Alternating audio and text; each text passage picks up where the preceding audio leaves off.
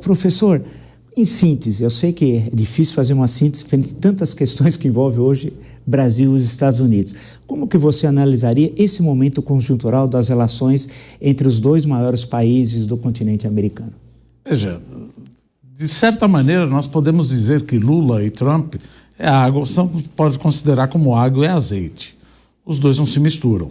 Mas, de certa maneira, você pode falar uma coisa de governo e uma coisa de Estado. Em que pese que você tenha alguma divergência ideológica, etc., ainda temos uma opinião de Estado de pragmatismo.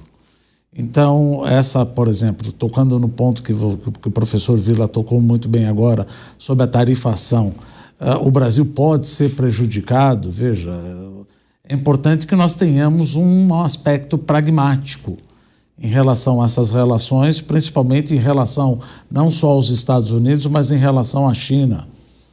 Por quê? Porque a China é meu maior parceiro comercial, os Estados Unidos é o meu segundo, se eu pensar como União Europeia pode ser meu terceiro parceiro comercial, e o senhor sabe muito bem que países não têm amigos, países têm interesses.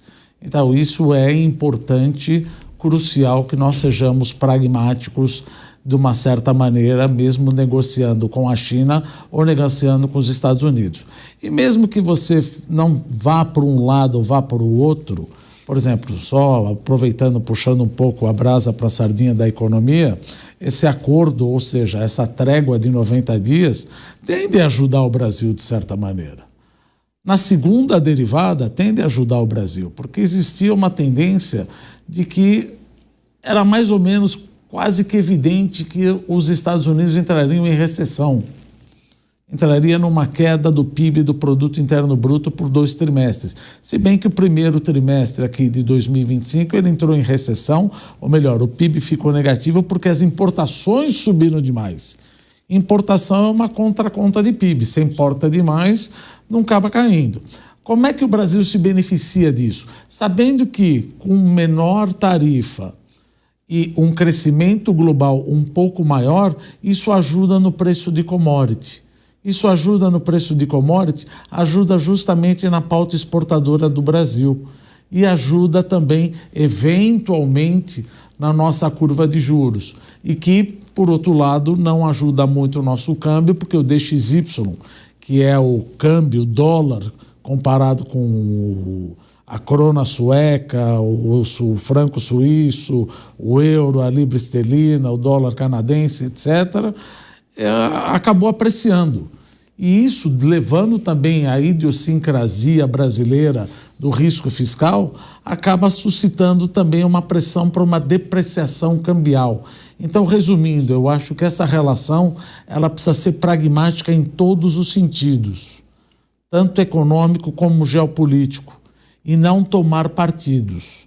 Eu sempre digo, aliás, eu repito, né, o que a gente sempre ouve, até o senhor conhece o historiador que falou isso daí, países não têm amigos, países têm interesses. Então, o pragmatismo na relação comercial com os Estados Unidos e com a China e com a União Europeia tem que ser a mais pragmática possível. Professor Lucas Ferraz, será que a palavra de ordem central hoje das relações Brasil e Estados Unidos é pragmatismo mesmo? Olha, não tenha dúvida, né, Vila? Eu acho que, na verdade, o pragmatismo sempre foi a tônica, né, da nossa política externa. O Brasil nunca foi um país dado a alinhamentos automáticos, né?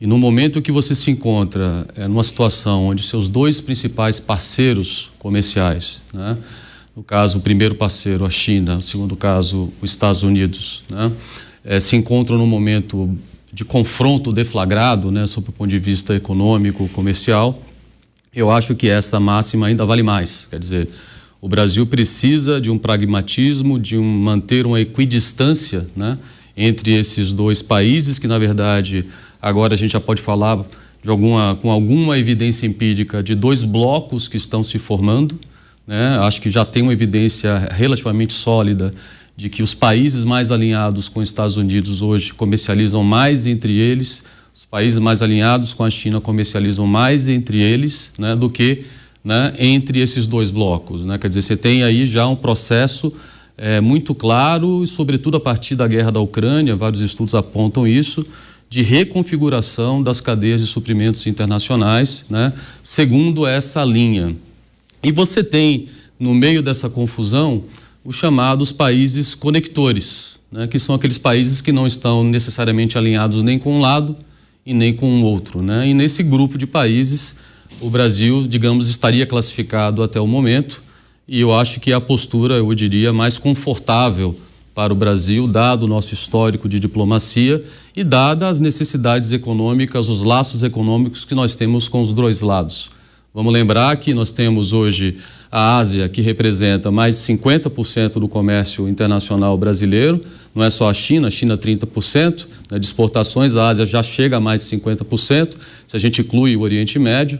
E a gente tem a União Europeia, temos aí os Estados Unidos, que representam aí uma parcela importante também, alguma coisa como quase 30% também das nossas relações comerciais. Isso eu estou falando só de comércio, né? E quando a gente fala de economia como um todo, quando a gente considera, por exemplo, os fluxos de investimento, os estoques de investimento, né, o comércio de serviços, a nossa relação com o Ocidente se torna, eu diria, até mais importante, né, sobretudo com os Estados Unidos, do que com a própria China, né, considerado todo esse conjunto da obra.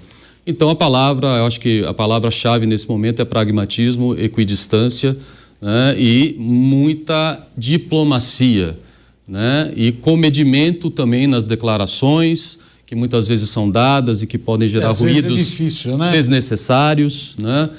Eu cito aqui, por exemplo, essa história, né, de você transacionar agora entre os BRICS. Nós vamos receber aqui, vamos ser a cúpula dos BRICS no Brasil em julho, e já se fala numa agenda, né, de discussão, né, de comércio em moeda local. Eu entendo que tem muita gente que defende isso, eu particularmente tenho uma visão cética em relação a isso. Eu não acho que isso é uma pauta dos BRICS, eu acho que isso é uma pauta muito mais forte do presidente Lula, e eu diria que uma pauta sem grandes consequências econômicas, Vila. Eu vou citar um exemplo, que pouca gente até sabe disso, né?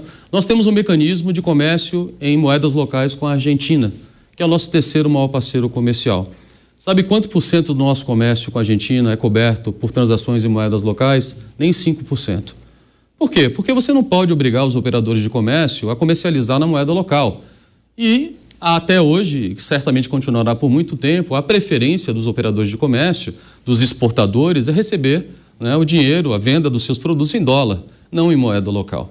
Então, provavelmente será mais uma ação sem efeito, prático, concreto, no comércio entre os países do BRICS, que, diga-se de passagem, esse comércio entre os países dos BRICS, ele basicamente não existe, porque quando a gente fala de comércio entre os países dos BRICS, a gente está falando do comércio de cada um dos países dos BRICS com a China, né? Porque o comércio do Brasil com a Índia, ou o comércio do Brasil com a África do Sul, né? Com a Etiópia, agora que são os novos membros, né? Com o Irã, né? São comércios, digamos, sob o ponto de vista substantivo, muito pequenos, né?